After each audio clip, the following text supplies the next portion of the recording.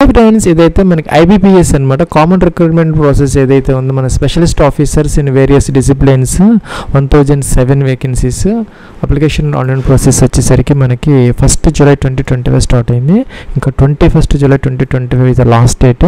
Friends దీనికి సంబంధించి గతంలో మీరు రిజిస్టర్ అయినప్పటికీ కూడా ఈ వేకెన్సీస్కి సంబంధించి సపరేట్గా అయితే మీరు ఇక్కడ రిజిస్టర్ అయితే అవ్వాలి.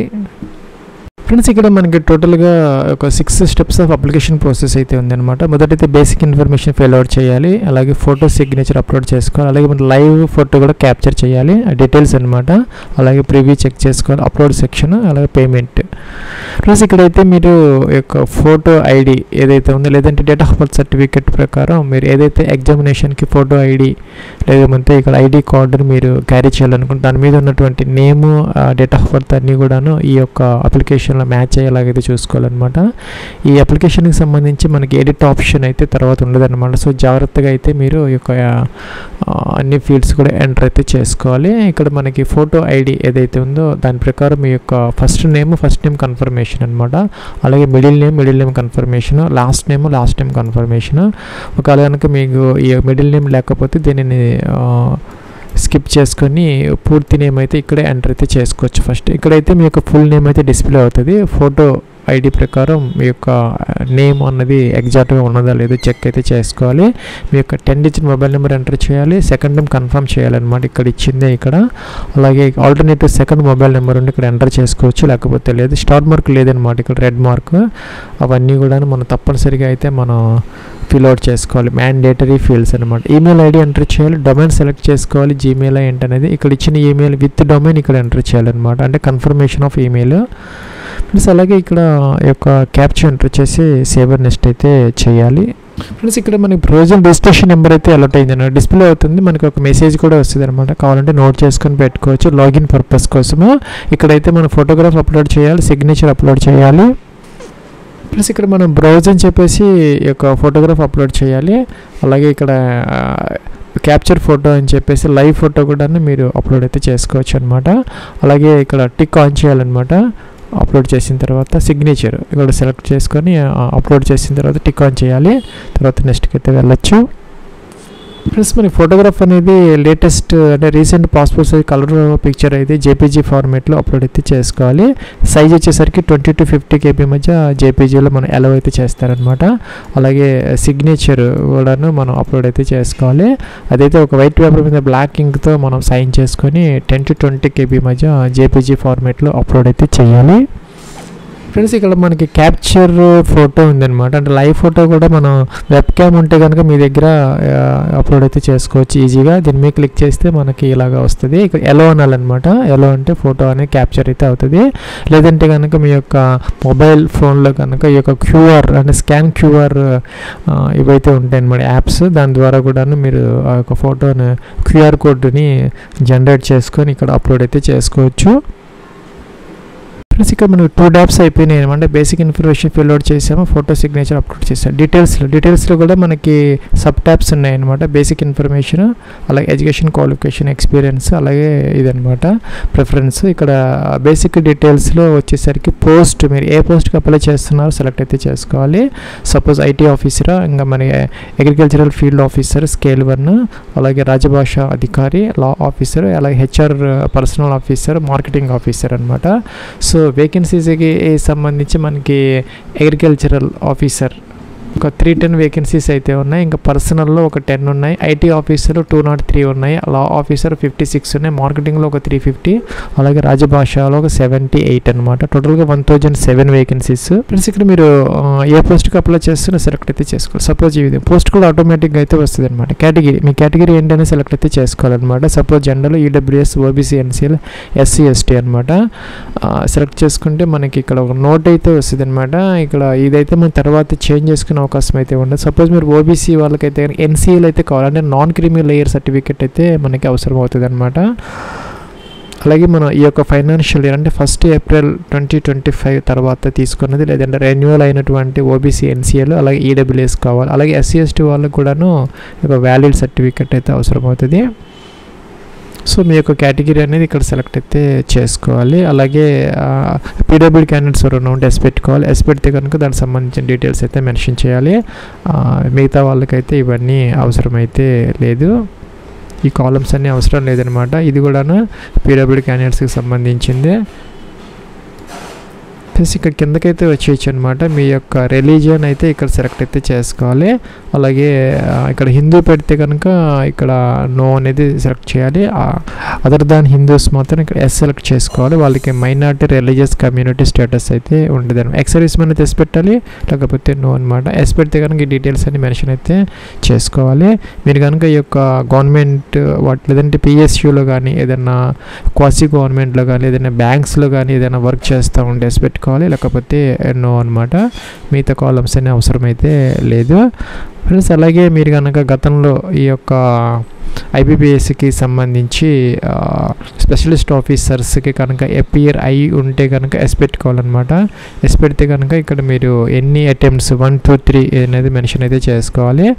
సపోజ్ ఈ విధంగా అనమాట పెట్టి ఇక్కడైతే మనం సెలెక్ట్ అయితే చేసుకోవాలి. మరి సపోజ్ మీరు ఎస్పీఎల్ 11 12 14 అనేది సెలెక్ట్ అయితే చేసుకోవాలి. ఇక్కడ మీరు కంట్రోల్ ప్రెస్ చేస్తే మీరు మల్టిపుల్ వాటిని మీరు సెలెక్ట్ అయితే చేసుకోవచ్చు. సింగిల్ అయితే డైరెక్ట్గా సెలెక్ట్ అయితే చేసుకోవచ్చు. సపోజ్ మీరు గతంలో కనుక అపీర్ అవ్వకుండా ఫ్రెషర్ ఇప్పుడే మీరు అప్లై చేస్తూ ఉంటే వీటికి నో పెడితే సరిపోతుంది. ఇవన్నీ ఏమీ అవసరం లేదనమాట. ఫ్రెండ్స్ ఇక్కడ నేషనాలిటీ ఇండియన్ సెలెక్ట్ అయితే చేసుకోవాలి. అలాగే ఎగ్జామినేషన్ సెంటర్ కోసం ఇక్కడ స్టేట్ సెలెక్ట్ చేయాలన్నమాట. ఫస్ట్ సెలెక్ట్ చేస్తే మనకి ఇక్కడ సెంటర్స్ అయితే వస్తాయి. ఇదైతే మనకి ప్రిలిమ్స్కి సంబంధించినటువంటి అనమాట. అనంతపురం, ఏలూరు, గుంటూరు, విజయవాడ, కడప, కాకినాడ, కర్నూలు, ఒంగోలు, రాజమండ్రి, తిరుపతి, విశాఖపట్నం, విజయనగరం అయితే వస్తున్నాయి. అలాగే ఇక్కడ మీరు తెలంగాణ కనుక సెలెక్ట్ చేస్తే హైదరాబాద్, కరీంనగర్, ఖమ్మం, మహబూబ్ నగర్, నిజామాబాద్, వరంగల్ సెలెక్ట్ అయితే చేసుకోవచ్చు అనమాట. అక్కడైతే మీకు ప్రిలిమ్స్ ఎగ్జామ్ అనేది జరుగుతుంది. ఇంకా మెయిన్స్కి సంబంధించి హైదరాబాద్, కరీంనగర్, వరంగల్ అయితే వచ్చాయి. సపోజ్ మీరు కనుక ఇక్కడ ఆంధ్రప్రదేశ్ ఇస్తే కనుక మెయిన్స్కి సంబంధించి గుంటూరు, విజయవాడ, కర్నూలు, విశాఖపట్నం, విజయనగరం ఎలాగ వచ్చాయన్నమాట. మీరు సెలెక్ట్ అయితే చేసుకోవచ్చు ఫ్రెండ్స్. అలాగే ఇక్కడ చూసినట్లయితే మీరు యొక్క ఎగ్జామినేషన్కి తర్వాత ఇంటర్వ్యూస్కి కానీ మీరు ఏదైతే ఐడి కార్డుని మీరు క్యారీ చేయాలనుకుంటున్నారు అనేది ఇక్కడ చూసుకోవచ్చు అనమాట. ఇక్కడ పాన్ కార్డు ఇచ్చారు, పాస్పోర్ట్, అలాగే permanent driving licence, voter ID card, bank passbook, ఇంకా కూడా మనకి ఆధార్ ఉంది, అలాగే ఆధార్ కార్డు ఉంది. ఇవన్నీ ఉన్నాయన్నమాట, చూసుకోవచ్చు మీరు. ఇక్కడ అయితే కనుక మీరు ఇక్కడ ఏ సెలెక్ట్ చేసుకున్న దాని మీద ఉన్నటువంటి నేము, మిగతా డీటెయిల్స్, అప్లికేషన్ ఫామ్లో ఉన్నటువంటి డీటెయిల్స్ ఎగ్జాక్ట్గా మ్యాచ్ అయ్యేలాగైతే చూసుకొని అది సెలెక్ట్ చేసుకొని తన యొక్క నెంబర్ అయితే ఇక్కడ మీరు మెన్షన్ అయితే చేసుకోవాలన్నమాట. పర్సనల్ డీటెయిల్స్ ఇక్కడ డేట్ ఆఫ్ బర్త్ అయితే ఎంటర్ అయితే చేసుకోవాలి. ప్లస్ ఇక్కడ డేట్ ఆఫ్ బర్త్ అయితే మనం ఎంటర్ అయితే చేసుకోవాలి. మొదట డే, మంత్, ఇయర్ అనమాట. క్యాలెండర్ నుంచి సెలెక్ట్ అయితే చేసుకోవాలి. 1/7/2025కి మీ యొక్క ఏజ్ అయితే చూపిస్తుంది, చూసుకోవచ్చు అనమాట. యాజ్ ఆన్ 1 జూలై 2025కి 20 to 30 years అనమాట. అంటే 2/7/1995, 1/7/2005 మధ్య కనుక బోర్న్ అయితే వేయి ఉండాలి. ఈ 2 డేట్స్ కూడా కలుపుకొని దీని మధ్య కనుక మీ యొక్క డిఓబి ఉంటే సరిపోతుంది. అలాగే దీనికి అదనంగా మన ఎస్సీ ఎస్టీ ఓబీసీ అలాగే పీడబ్ల్యూడీ క్యాండిడేట్స్కి ఏజ్ రిలాక్సేషన్స్ అప్లికబుల్ అయితే అవుతాయి అన్నమాట. ఇక్కడ మీకు జెండర్ మేల్ ఫీమేల్ సెలెక్ట్ అవుతుంది. అలాగే మెరిటల్ స్టేటస్ మీరు అన్మ్యారీడా, మ్యారీడా, విడోరా, డైవర్స్డ్, జ్యుడిషియల్ సెపరేటెడ్ సెలెక్ట్ అయితే చేసుకోవాలన్నమాట. అలాగే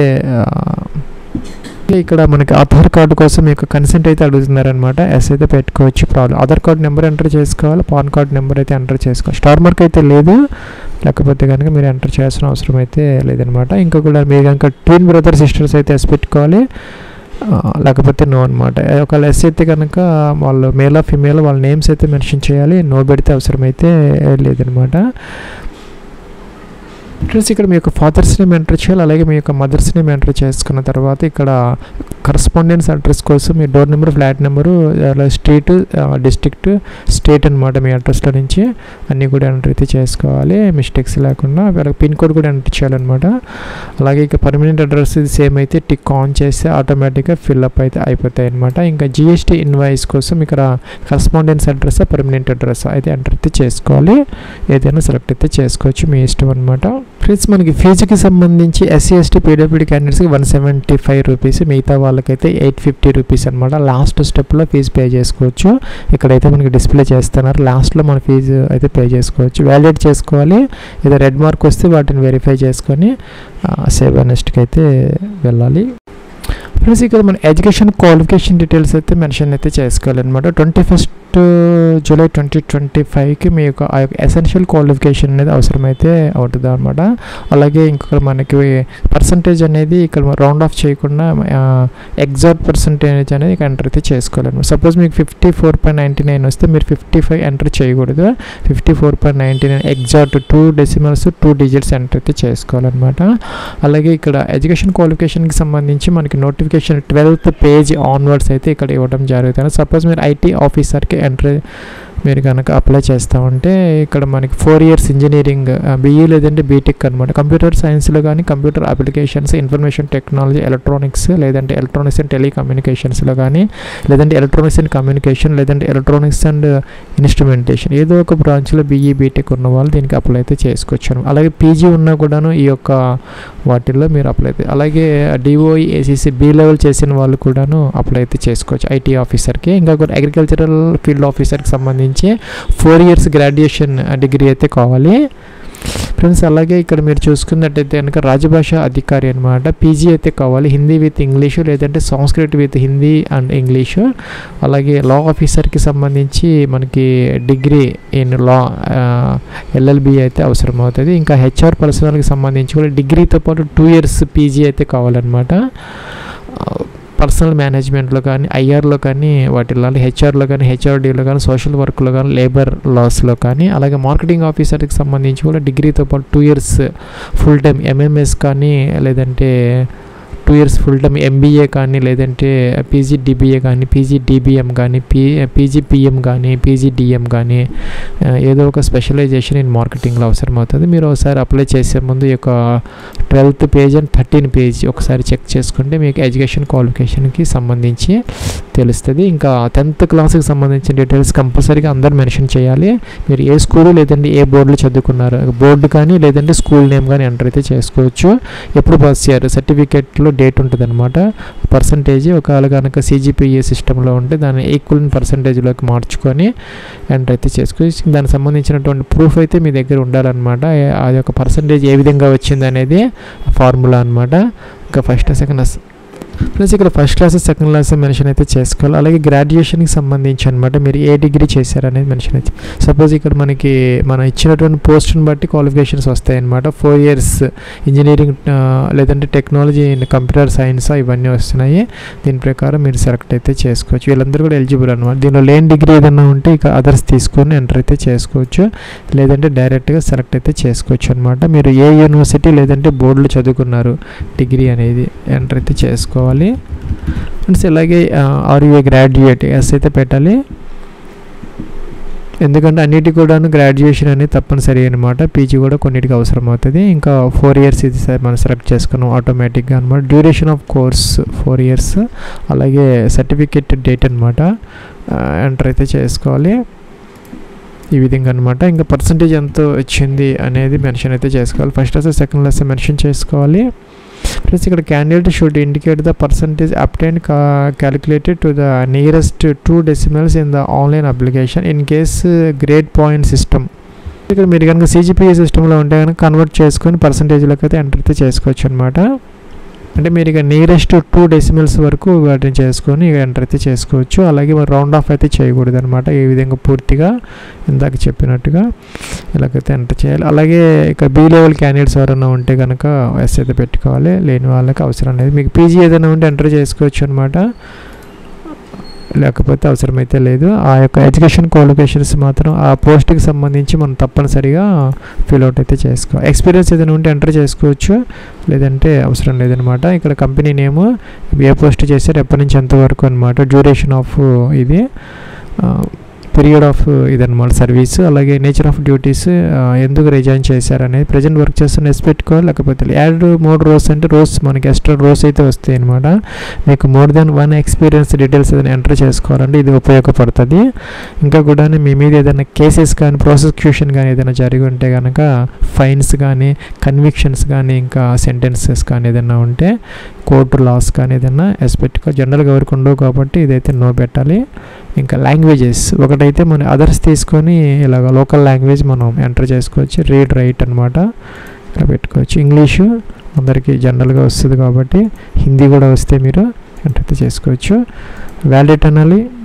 ఫ్రెండ్స్ ఇక్కడ బ్యాంక్ ప్రిఫరెన్సెస్ అనమాట. ఇక్కడ అన్ని బ్యాంక్స్ అయితే ఉన్నాయి. మొదట మీకు ఏ బ్యాంక్ ఇంట్రెస్ట్ ఎక్కువగా ఉంటే దానికి మొదట టిక్ ఆన్ చేసుకోవచ్చు అనమాట. అన్నీ కూడా లెఫ్ట్ నుంచి రైట్ బాక్స్లోకి వస్తే మనకి ఆటోమేటిక్గా వస్తాయి ఇవి ఈ విధంగా అనమాట. అన్నీ సెలెక్ట్ చేసుకోవచ్చు. మీరు సెలెక్ట్ చేసుకున్న తర్వాత ఇక్కడ మనం డ్రాగ్ అండ్ డ్రాప్ కూడా చేసుకోవచ్చు. సపోజ్ మీకు ఇండియన్ బ్యాంక్ కావాలంటే తెచ్చి ఫస్ట్ పెట్టుకోవచ్చు అనమాట. ఇవి మార్చుకోవచ్చు. ఇలాగా సెట్ అయితే చేసుకోవాలి. వ్యాలిడ్ అనాలి. ఓకే అన్నది సేవ్ ఆన్ నెక్స్ట్కి అయితే వెళ్ళొచ్చు. ఇక్కడ ప్రివ్యూ కనపడుతుంది అనమాట. చెక్ చేసుకోవాలి అన్నీ కూడాను. బ్యాక్కి వెళ్ళి మీరు ఇక్కడ ఎడిట్ అయితే చేసుకోవచ్చు. తర్వాత అయితే ఎడిట్ ఆప్షన్ ఉండదు అనమాట. జాగ్రత్తగా గుర్తుపెట్టుకోవాలి. తర్వాత ఎడిట్ ఆప్షన్ ఉండదు. జాగ్రత్తగా చెక్ చేసుకొని అన్నీ పర్ఫెక్ట్గా ఉంటే కనుక ఇక్కడ అగ్రీ అనాలి. ఇది కూడాను టిక్ ఆన్ చేయాలన్నమాట. అంటే మీ యొక్క ఐడి ప్రూఫ్ ప్రకారం మీ యొక్క డీటెయిల్స్ అన్నీ కూడా మీ నేమ్ అన్నీ కూడా ఈ అప్లికేషన్లో ఉన్నాయని చెప్పేసి మనం ఒక డిక్లరేషన్ ఇస్తున్నాం అనమాట. సో చెక్ చేసుకొని టిక్ ఆన్ చేయాలన్నమాట. మీ నేమ్ ఎప్పుడన్నా కనుక చేంజ్ చేసుకోండి. దానికి సంబంధించినటువంటి డాక్యుమెంటరీ ప్రూఫ్ మీ దగ్గర ఉన్నదని ఎస్ పెట్టాలి. టిక్ ఆన్ చేయాలన్నమాట. లేని వాళ్ళకి అవసరం లేదు. మీ నేమ్ చేంజ్ అవ్వకపోతే దీన్ని టిక్ ఆన్ చేయాల్సిన అవసరం లేదు. ఈ రెండు సరిపోతాయి. ప్లస్ ఇక్కడ కంప్లీట్ అయితే చేసుకోవాలి. ఇక్కడ మన లెఫ్ట్ సెక్షన్ అనమాట. అప్లోడ్ సెక్షన్లో ఇక్కడ మనల్ని లెఫ్ట్ థంబ్ ఇంప్రెషన్ అడుగుతున్నారు. Hand written declaration, hand written declaration, అలాగే 10th క్లాస్ సర్టిఫికేట్ అనమాట పీడిఎఫ్లో అప్లోడ్ అయితే చేసుకోవాలి.